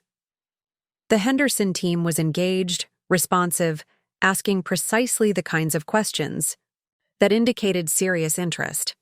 Their chief marketing officer, Heidi Marshall, was particularly animated during the discussion of implementation timelines. "Your proposal addresses concerns our previous agency never quite grasped," she noted, "especially regarding the Midwest. Market expansion." By the meeting's end, the energy in the room was unmistakable. We weren't just being considered, we were the clear frontrunners. As we gathered our materials, Heidi pulled me aside. "I don't normally say this before the official decision," she said quietly, "but you should prepare to begin work next week. The board is meeting tomorrow morning, but it's essentially a formality." I maintained professional composure, thanking her for the confidence while expressing appropriate enthusiasm about the potential collaboration. Inside, though, a calculated satisfaction was building. This account, the very one Lionel had specifically planned to include in our divorce assets, would now serve a very different purpose in the coming legal battle. As I drove back to the office, I received a text from Lionel. "How did it go?" I paused, considering my response. Too much enthusiasm might trigger his interest in attending the contract signing, something I needed to avoid. Too little might seem suspicious given the account's importance. "Promising," I replied finally. "They're deciding tomorrow but seemed receptive." "Great job," came his immediate response. "Told you you'd nail it. Dinner tonight to celebrate the potential win?" The invitation was unexpected. Lionel had been conspicuously absent from our home in recent days, his excuses increasingly perfunctory. "Why the sudden interest in celebration?" "Sure," I texted back. "Bellini's at 7? I suggested one of our regular restaurants. Upscale but not intimate. Perfect for maintaining appearances without emotional complications." "Perfect. See you there." Back at the office, I gathered my executive team for a confidential meeting. The time had come to secure their loyalty and prepare them for the turbulence ahead. Paris Chen, my creative director, was the first to speak after I outlined the situation in carefully measured terms. I hadn't revealed the full extent of Lionel's betrayal, just enough to make clear that significant changes were coming, and that the company's leadership needed to be unified. "I always thought something was off with him," Paris said, her direct manner as refreshing as ever. The way he'd show up at client meetings he hadn't prepared for, then somehow take credit in the follow-up conversations. Robert Delacour, our chief financial officer, looked troubled. "He's been requesting unusual financial reports for months, historical performance metrics, client-by-client profitability analyses. I assumed it was for business development purposes." "It was," I confirmed grimly. "Just not the kind of business development we thought."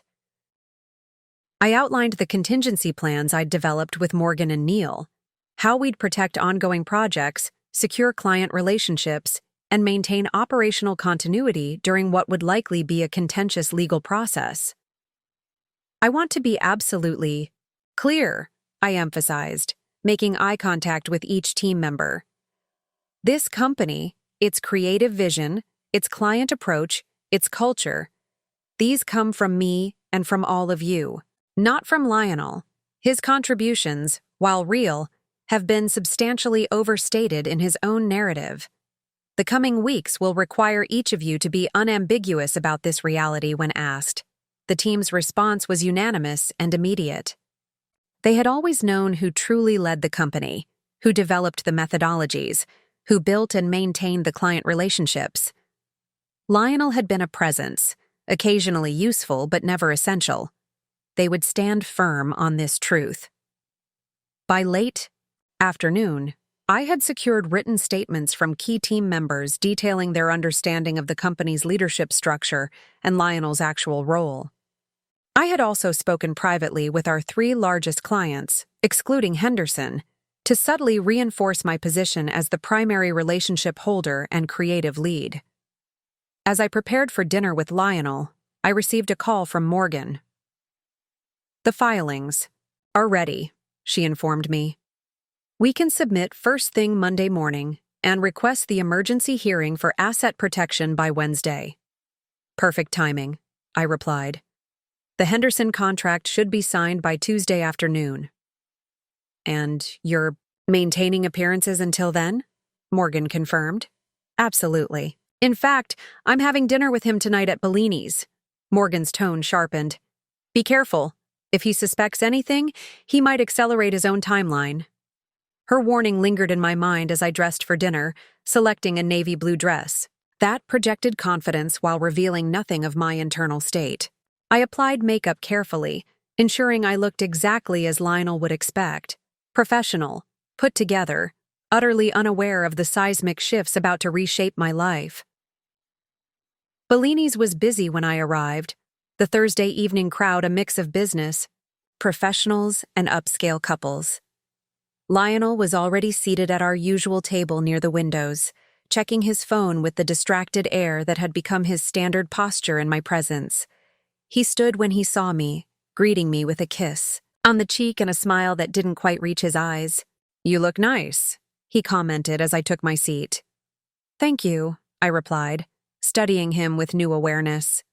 The man across from me was both intimately familiar and completely unknown, the husband whose betrayal I had documented in meticulous detail, the opponent whose strategy I had systematically dismantled before he even realized we were at war. Dinner proceeded with the practiced rhythm of a long-married couple. We discussed safe topics: the Henderson pitch, an upcoming city arts festival, a mutual friend's recent promotion. I matched his energy precisely, maintaining the same level of engagement I had demonstrated in recent months. Pleasant but not overly warm, interested but not deeply connected. "I've been thinking," Lionel said as we finished our entrees, his tone carefully casual. "After the Henderson deal closes, we should take some time to reassess things. Our schedules, our priorities." I kept my expression neutral, though internally my awareness heightened. This was it. The opening move in the conversation he had been planning. the gentle prelude to what would eventually become divorce discussions. "What kind of reassessment?" I asked, taking a measured sip of wine. "You know, big picture stuff. Where we're headed, what we want individually and together." He paused, studying me. "The business has grown so much, maybe it's time to consider bringing in additional leadership, maybe even positioning for acquisition." There it was, the first tangible hint of his true intentions regarding my company. I nodded thoughtfully, as if considering this idea for the first time. "That's quite a shift from our previous discussions about keeping the business independent," I observed, careful to keep my tone curious rather than confrontational. He shrugged slightly. "Markets change, opportunities evolve. Sometimes the smartest move is knowing when to cash out." I allowed a small smile, one that revealed nothing of my true thoughts. "You may be right. Timing is everything, isn't it?" Lionel's answering smile was confident, almost smug. He clearly interpreted my response as receptiveness to his suggestion, the first step in his carefully orchestrated plan to guide me toward relinquishing control of my company. "Exactly," he agreed, raising his glass slightly. To perfect timing, I clinked my glass against his, maintaining eye contact. To getting exactly what we deserve. He had no idea how true those words would prove to be. Monday morning arrived with the crystalline clarity that often follows momentous decisions. I woke before dawn, the house quiet save for Lionel's steady breathing beside me. For a moment, I simply watched him sleep, this man who had shared my bed, my home, my life for 8 years. The man who had methodically plotted to strip me of everything I had built. He looked peaceful, unburdened by the weight of his deceptions, or the knowledge of what was about to unfold. I slipped from bed without waking him, and prepared for the day with deliberate care. Today would be remembered as the turning point, the day Caroline Thompson stopped being a victim and became an adversary Lionel never anticipated. "Early meeting?" Lionel asked groggily as I finished dressing. "Henderson follow-up," I replied smoothly. "They've requested some additional materials before finalizing their decision." He nodded, already reaching for his phone to check messages. "Good luck. Let me know how it goes."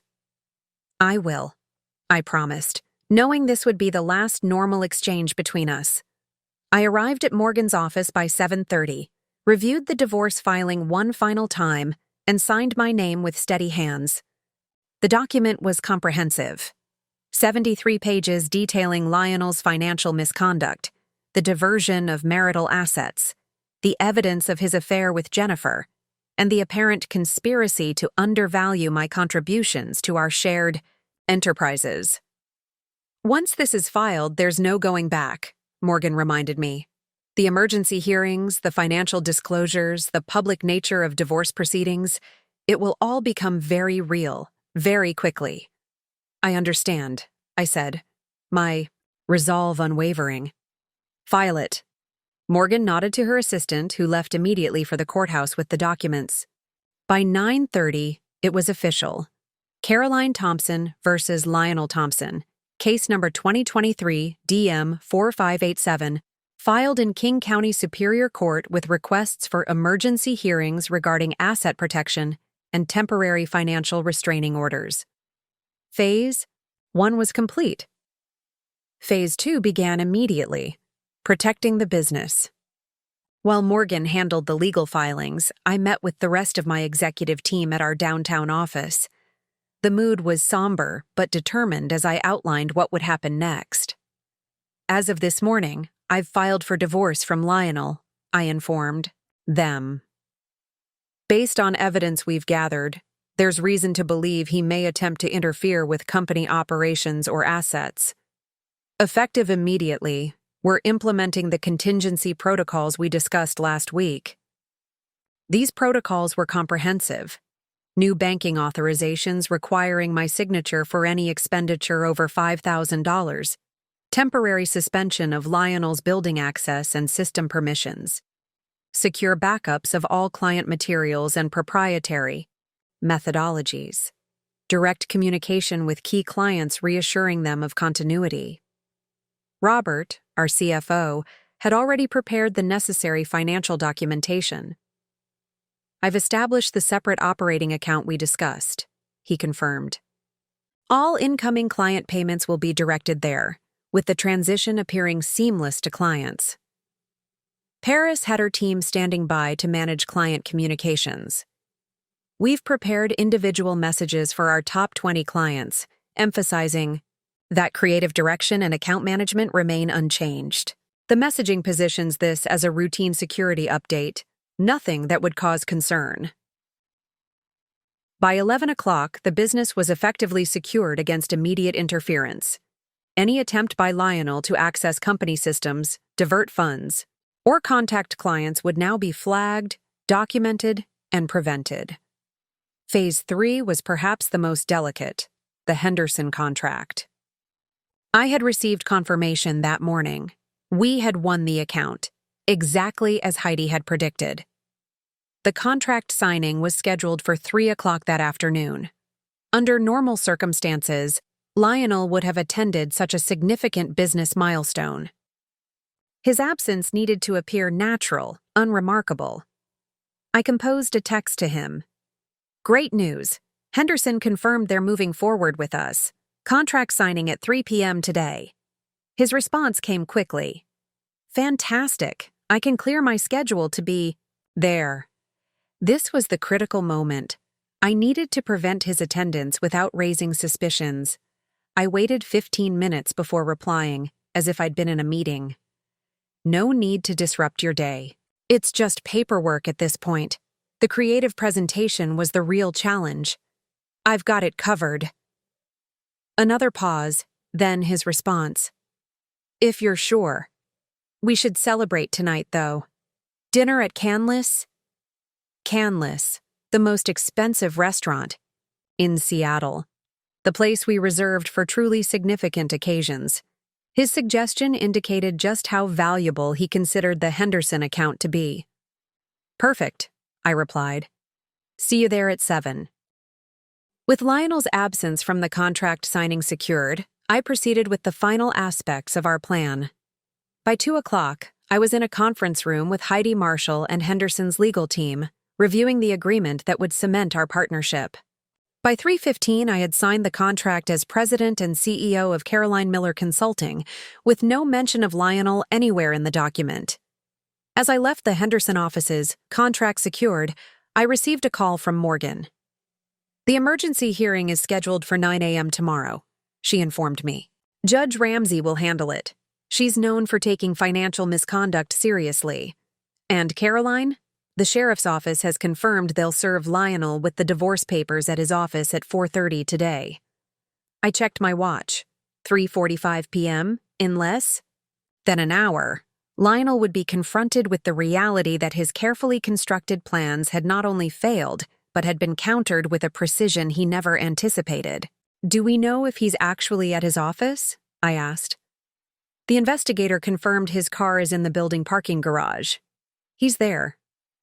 I thanked her and ended the call, experiencing a strange calm despite the knowledge that my marriage was officially ending, that confrontation was inevitable, that the life I had known was transforming irrevocably.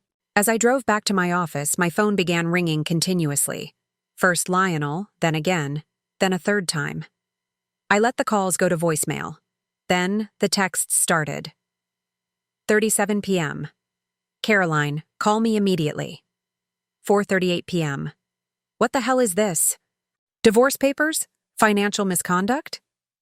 4:40 p.m. "You need to call me right now." 4:45 p.m. "I'm coming to your office. We need to talk about whatever's going on here." I forwarded the messages to Morgan, who immediately responded, "Stay at your office. Security has been briefed. He cannot legally remove any documents or materials from the premises now that the emergency orders have been filed." At 5:03 p.m., Lionel burst through the reception area of Caroline Miller Consulting, his face flushed with anger, divorce papers clutched in his hand. The security guard I had arranged to be present moved to intercept him, but I gestured for him to stand down. "My office," I said calmly, turning to lead the way. Lionel followed, visibly struggling to contain his fury until the door closed behind us. Then he slammed the papers down on my desk. "What is the meaning of this?" he demanded. "Financial misconduct? Hidden assets? What game are you playing, Caroline?" I met his gaze steadily, seeing him clearly perhaps for the first time. Not as my husband, not as my partner, but as someone who had calculated that I could be deceived, diminished, and discarded, without consequence. "It's not a game, Lionel," I replied, my voice calm despite the storm raging inside me. "And I'm not playing." Lionel stared at me, his expression cycling rapidly through confusion, anger, and finally a calculating assessment as he tried to determine exactly what I knew and how to regain control of the situation. "Caroline, this is ridiculous," he said, his tone shifting to one of reasonable concern. "Whatever you think is happening, you've misunderstood. We should discuss this privately, not through lawyers and court filings." I remained seated, my posture deliberately relaxed, despite the tension filling the room. "I think I understand the situation perfectly, Lionel. In fact, I understand it better than you realize." He paced in front of my desk, running a hand through his hair, a gesture I once found endearing but now recognized as a tell when he was trying to formulate a convincing lie. "Look, if this is about Jennifer, this isn't just about Jennifer," I interrupted calmly, "though the affair is certainly relevant to our divorce proceedings." His eyes narrowed at my matter-of-fact reference to his mistress. "How did you—" 22 months, I said, watching his face closely. "Weekly meetings at the Archer Hotel, weekend trips disguised as business travel, dinners at restaurants specifically chosen to avoid running into our mutual acquaintances. Did I miss anything important?"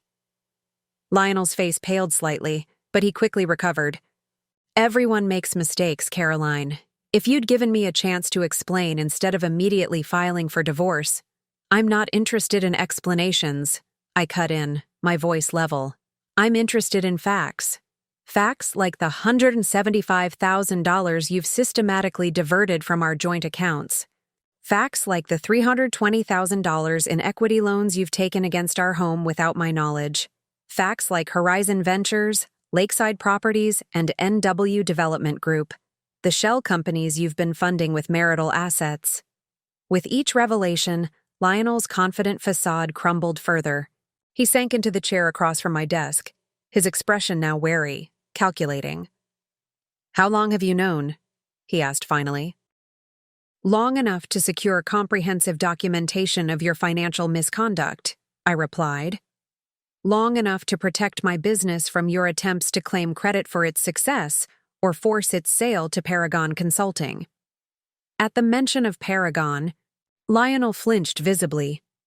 This confirmation of his most damaging plan, to sell my company to our largest competitor, sent a surge of cold fury through me, though I maintained my composed exterior. "You've been busy," he said, his tone shifting to something harder, more authentic than the reasonable husband act he'd attempted moments earlier. "So have you," I countered. "Planning our divorce while pretending to support my business. Positioning yourself to claim half of everything I've built. Telling Jennifer how you'd leave me with nothing but debt. Quite the comprehensive strategy." Confusion flickered across his face at the specificity of my knowledge. "How could you possibly know that you and Jennifer were discussing your plans on a recorded line?" I finished for him. "That was careless, Lionel. Almost as careless as underestimating me." Understanding dawned in his eyes, followed quickly by the realization that his carefully constructed plans had completely unraveled. The recorded conversation had been the linchpin in my case, irrefutable evidence of his intentions, his financial deceptions, his complete disregard for our marriage and my contributions. "The business phone line," he said quietly, more to himself than to me. "It records all incoming calls." "Yes," I confirmed. including the call where you and Jennifer discussed how you'd strip me of my company, force me to sell our home, and leave me with nothing but debt. Your exact words, I believe." Lionel's expression hardened as he absorbed the full implications of his position. The charming facade, the reasonable tone, the attempts at manipulation, all abandoned now that he understood the depth of what I knew. "So what happens now?" he asked, his voice flat. "Now we proceed through the divorce process with full financial disclosure and equitable distribution of actual marital assets," I replied. "The emergency hearing tomorrow will address the funds you've diverted and the fraudulent loan applications. My attorneys will be seeking immediate freezing of all accounts associated with Horizon Ventures and your other shell companies. And the business? Caroline Miller. Consulting remains under my full operational control during proceedings with comprehensive documentation of my role as founder, creative director, and primary client relationship manager. Your contributions will be assessed fairly, but accurately." A muscle twitched in Lionel's jaw as he processed this reality. "You know I'll fight this," he said, his tone now openly hostile. "I have documentation too. Client meetings I've attended, strategic decisions I've influenced. By all means, present your evidence," I interrupted calmly. "And I'll present statements from our executive team, client testimonials, and comprehensive records of who actually developed our methodologies, created our campaigns, and built our client relationships." I leaned forward slightly, meeting his gaze directly. "But before you decide how aggressively to fight, you should know that the forensic accounting team has only begun their investigation. Every day they dig deeper, they find more evidence of financial misconduct. If you choose to pursue this in court, everything they discover becomes part of the public record. The implication hung between us. Financial fraud wasn't just relevant to divorce proceedings, it potentially crossed into criminal territory. Lionel was smart enough to understand the threat without me stating it explicitly. He stood abruptly, his expression now carefully controlled. "My attorney will contact yours." "I'm sure they will," I replied. "Morgan Reynolds is representing me. I believe she's expecting the call." A flash of genuine surprise crossed his face at the mention of Morgan's name. He had likely planned to retain her himself. Her reputation as the city's most formidable divorce attorney was well established. "You've thought of everything," he said, a note of grudging respect beneath the anger. "Not everything," I corrected him. "Just everything you planned to do." As he turned to leave, I added one final comment. "By the way, we won't be dining at Canlis tonight. I've made other arrangements."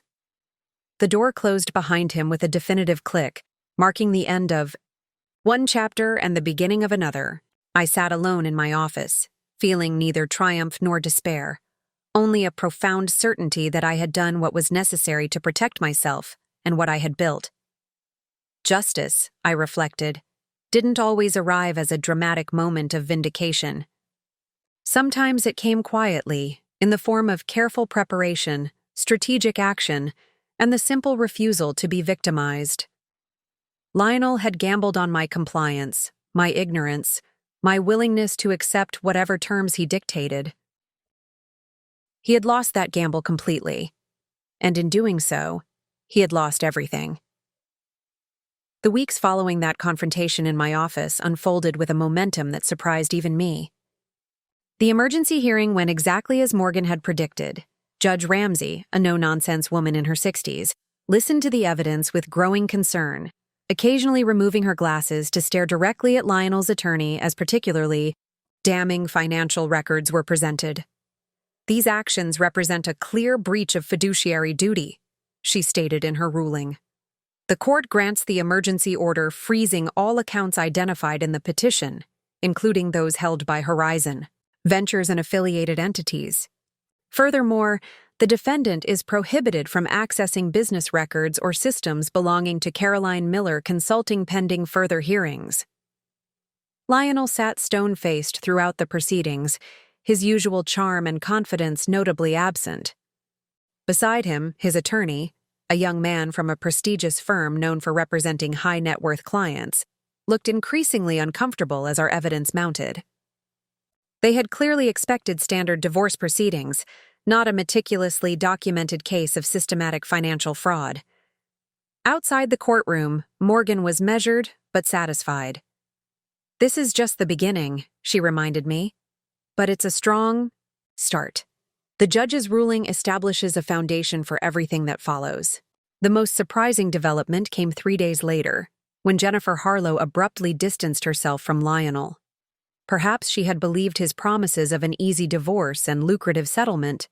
Perhaps she had imagined herself stepping into my life, my home, my social circle, my status, with minimal disruption.